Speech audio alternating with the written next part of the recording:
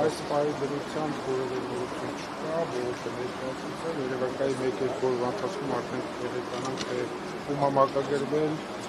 գործը քննվել է բանավոր թե գրավոր ընթացակարգով եւ եթե գրավոր ընթացակարգով, ապա երբա որոշման հրապարակման օրը։ Հարգելի փաստաբաններ, օրերս Սարոկյանի մեղադրանքի հետքով փաստաթղթեր էին հանրայնացվել, դրանք որևէ կերպ ընդգրկվել են ապացույցների մեջ կամ հետազոտվել են տեղյակ եք ինչա կատարվել դրանք։ Մենք իրենք այս բան չեն ասում, թե ընդգրկել են թե չէ, մենք բազմաթիվ փաստաթղթեր իրենց ներկայացրել ենք, լրացուցիչ փաստաթղթեր եւս պատրաստում ենք ներկայացնել, բայց եթե իրենք օբյեկտիվ քննություն են ուզում իրականացնեն, հենց անմիջապես պետք է դրանք բոլորը իրենք ներբեռնեին իրենց մոտ, զննեին եւ դրանք դիտարկեին որպես ապացույցներ։ Մենք տեսնում ենք, որ դժվար թե այդքան ակտիվ աշխատեն այդ ուղղությամբ, որովհետեւ նույնիսկ մեր ներկայացված փաստաթղթերին իրենք փորձում են չտեսնելու տան եւ այն ակնհայտ փաստերը, որտեղ երևում է, որ Գագիկ Ծառուկյանը եւ հայկական կողմն են դուժող հանդիսանում, այսինքն գումար ներդրողները իրենք այդ ամենը հերքում են եւ միայն նրանց բանավոր ասածը, որ մենք ենք գումարով ապրանք առել ուղարկել ու դա հափշտակվել է, բայց հափշտակության փաստներ չի հիմնարվում, դա իրենց համար վերջին աշճանի ճշմարտությունն է դիտարկվում, իսկ կոնկրետ ապացուցողական փաստերով հենց այս պարտավորագրերը, երաշխավորագրերը եւ այլն, այս նաեւ ցուցմունքները, ասես մատերի արանքով են նայում, որովհետեւ այս բանը իրենց դա հետաքրքիր չի։ Եվ պարոն Սարգսյան, իրանցի գործարարների հետ առերեսումի վերջո տեղի ունեցավ եւ նախատեսում է թե ոչ։ Մենք միջնորդել ենք նման առերեսումներ, որպեսզի կատարվի, բայց դեռևս որևէ առերեսում չի կատարվել։ Դա որևէ անհաջող գործարք էր, որը այսպես իշխանությունը փորձեց մեղադրանքի հիմք տալ։ Ոչ թե անհաջող գործարք էր, այլ հայ-իրանական հարաբերությունների զարգացման համար մեծ քայլ էր, որի հետ կապված բոլոր ներդրումները կատարվել են պարոն Ծառուկյանի կողմից։ Ես մի քիչ դժվարանում եմ իրանցի գործարարներ արդեն իսկ անվանել այդ անձանց, որովհետև ըստ էության հիմա արդեն իրականությունը բացահայտվել է եւ լրիվ այլ է։ Ու մարդիկ այս պահին պարտքեն պարոն Ծառուկյանին 14.5 միլիոն դրամ, բայց իրենց դոլար ներողություն, բայց ներկայացնում են լրիվ այլ իրականություն, որը բնականաբար, եթե ոչ այսօր, ապա քննության ընթացքում պարտադիր պետք է հերքվի ու այս մեր կողմից ներկայացված փաստաթղթերը պարտադիր պետք է քննության առարկա դառնան, ինչքան էլ որ այս պահին միակողմանի քննություն է գնում։ Իրանցին հաստատվա, որ պարտքի այդքան մեծ գումար պարոն Ծառուկյանը։ Իրանցին հաստատի թե չհաստատի, մենք ներկայացրել ենք փաստաթղթեր, որում հստակ իրանցի Իրանի Իսլամական Հանրապետության քաղաքացիները, եկեք ես գործարարներ չանվանեմ, հստակ ստորագրել են պարտավորագիր, որով հիմնավորում է, որ իրենք 14.5 միլիոն դոլար պարտք են եղել պարոն Ծառուկյանի եւ պարտավորված են եղել վերադարձնելու այդ պարտքը 2 տարվա ընթացքում։ Իսկ այդ 2 տարվա ընթացքը ավարտվում էր հենց այս պահին, հետեւաբար մենք համոզմունք ունենք, որ նման գործելակերպը նրանց ուղղված է, որպեսզի այդ պարտավորությունները չկատարեն։ Պարոն Խաչատրյան, ներողություն,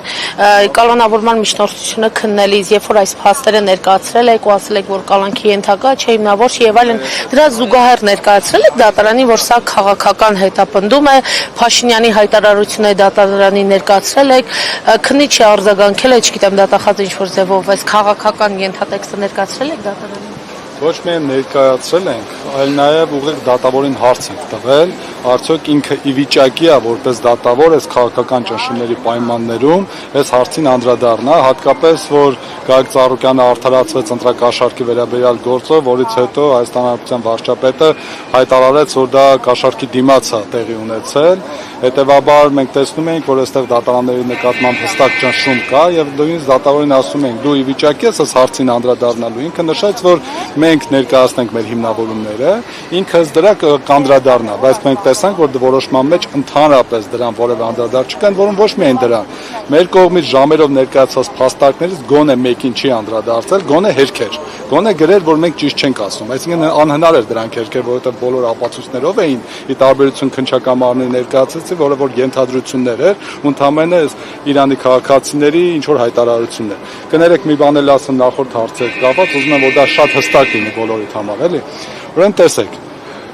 Գագիկ Ծառուկյանը ամեն ինչ արել է, որպեսզի հայ-իրանական հարաբերությունները միաշրջան ավելի բարձր կանգնեն եւ նաեւ տնտեսական լուրջ զարգացում տեղի ունենա։ Այսինքն, երբ որ այս քաղաքացիները եկել են,